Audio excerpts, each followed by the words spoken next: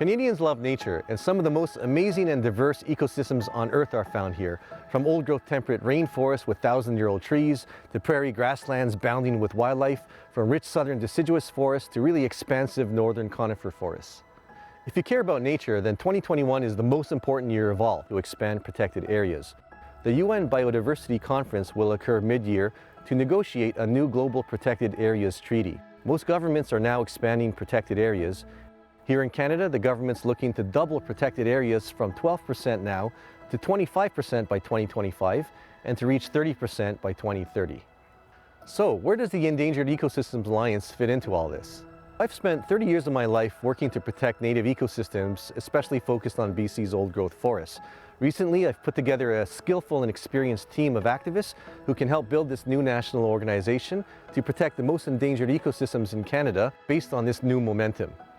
We aim to show that nature and environmentalism are not just some optional add-ons that benefit others, like primarily polar bears in the Arctic in 2100, or about our children's future, but to make sure that people understand that it's about their proximate daily needs.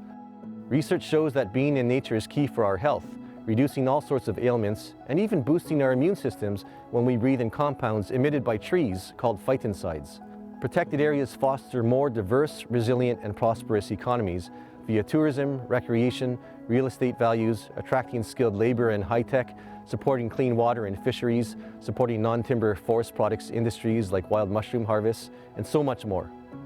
And most fundamentally, protecting nature ensures our survival by averting the mass extinction crisis and also the climate crisis by drawing down vast amounts of carbon into protected ecosystems.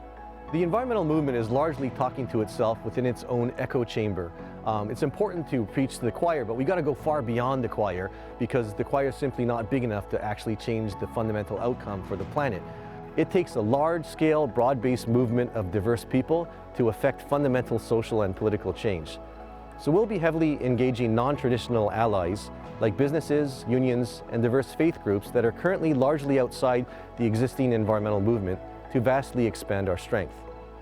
We're also supporting First Nations Indigenous protected areas, including the critical financing, which is the key game changer to scale up vast protected areas across Canada, including BC's old-growth forests.